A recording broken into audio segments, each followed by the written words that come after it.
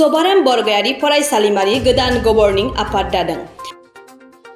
2010 मायथाइनि जुन दाननि 9 खालारखालि ओनसोलनि फरायसाफोरनो गोग्गो आरो गोजौ सोलोंथाइ होनायनि थांखिजों रुनिखाता गुदि बर' थुनलाइ आफाद ओनसोलनि मेलेमजिबि लोगोसे बरगयारिनि नखर जथायै चिरां जिल्ला रुनिखातायाव गंसेल' सबाराम बरगयारि फरायसालिमाखौ गायसननाय जादोंमोन। बिदिनो बे फरायसालिमाखौ मोजाङै सालायनो गभर्निं आफाद दानाय आगुनि आफादखौ थि सम जोबनायलाय सिफायनानै गोदान बडि दाफुंनाय जायो। गोदान आफादनि आफादगिरि महरै सायख'नानै दोननाय जायो जायगानि बयजोंबो सिनायजानाय मेलेमजिबि अ.एस.टि. डक्टर सांग्रां ब्रह्म नेहाथारि हिसाबै सायख'जायो बे फरायसालिमानिनो गोरायुं मुस्रि बिजित ब्रह्म। खौरां बिजोंनि सिगाङाव गोदान आफादगिरिया बुङोदि गभर्निं बडिया फरायसालिमानि गुदि जौगानायजों लोगोसे गुन गोनां सोलोंथाइ आरो फोरोंगिरि फरायसाफोरनि जौगानायनि सायावबो गोख्रों नोजोर होनाय जागोन।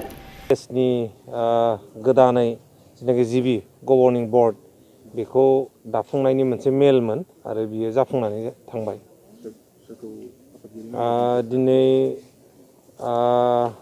जेनाखि ओनसोलनि रायजो राजा बिथांमोनहा आंखौनो जेनाखि आफादगिरिनि जेनाखि चेयारमेननि दायित्व बेखौ आंनि खर'आव जेनाखि खोख्लैनानै होदों आरो दिनैनिफ्राय जेनाखि सबाराम बरगयारि कलेज बे कलेजनि जेनाखि जौगानायनि हाबा बेखौ जोङो जयैनो जेनाखि गभर्निं बडि आरो जोंनि प्रिन्सिपाल गासैबो फोरोंगिरि आरो ओनसोलनि गासैबो मेलेमजिबिफोरखौ लानानै आरो सिगांनि बारग'नाय जेनाखि जोंनि जिबिनि प्रेसिडेन्ट सेक्रेटारि मेम्बार्स बिथांमोननिफ्राय साजेसन लानानै जों खामानिखौ मावलाङो।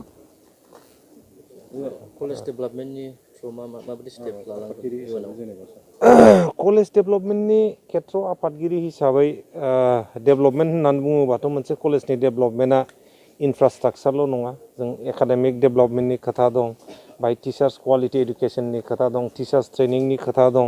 जोङो गासैबो बिथिंखौ जोङो नायनांगोन आरो जेनाखि जिबि गभर्निं बर्ड बियो एकाडेमिक आरो क्वालिटि इडुकेसननि सायाव गोख्रों नोजोर होनाय जागोन।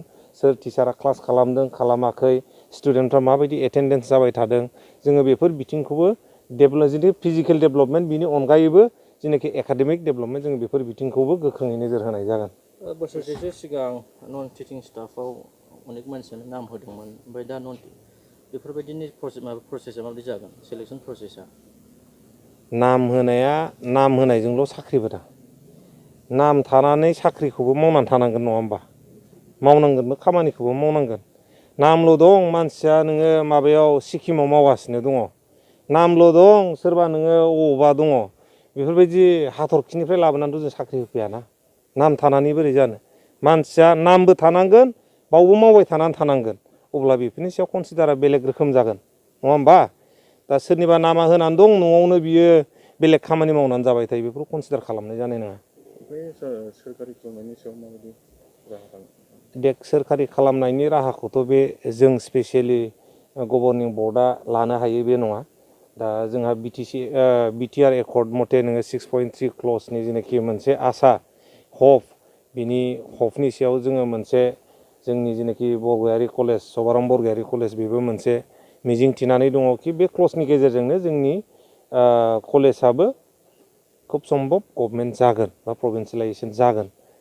एट प्रेजेन्ट नन टिचिं स्टाफनि सेलेक्सन प्रसिडिउरा माबायदि जागोन? ना नन टिचिं हिसाबैथ' जोंहा दा जेसेबां दङ एक्जिस्टिं हाबनानै दंखायो नङा होमबा माखासे। दा बिथांमोननि जेनाखि मावनानै दं गैया जों बेखौ मोनसे रिभिउ खालामगोन। बिनि उनाव नोंहा बेसेबां पस्ट दङ, बेसेबां पस्ट क्रिएट जागोन, बेसेबां नोंनो पस्ट नांदेरबावगौ आरो एक्जिस्टिं नोंहा बेसेबां दङ, बिनि सायावसो नोङो नन टिचिंनि पस्टआ जागोन। दा नोंहा जुदि पस्ट क्रिएसना नोङो 7 जागोन खिन्थु नोङो एक्जिस्टिं नोङो 10 जन हाबनानै दङ, बेखौथ' नोङो बैफोर साख्रियाथ' जाजोबनाय नङा। दा जोंहा नोंनि स्टुडेन्टफ्रा बेसेबां दङ बिनि सायावबो रेसिय'खौ नायनानैसो नन टिचिं आरो टिचिंनि नोङो जेनाखि पस्ट बेफोरो जानानै फैगोन नङा होमबा? ओमफ्राय गोदान एडमिसननि गथ'फोरखौ मा मोनसे गोदान एडमिसना आं दिनैसो जास्ट गोदान मोनसे बिबान मोनदोंथ', जोङो नेक्स्ट उइक बा बिनि नेक्स्ट उइकआव फैगौ सप्ता खनसे खननैनि गेजेराव जोङो मोनसे जिबि जिरायगोन, प्रिन्सिपालजों सावरायगोन।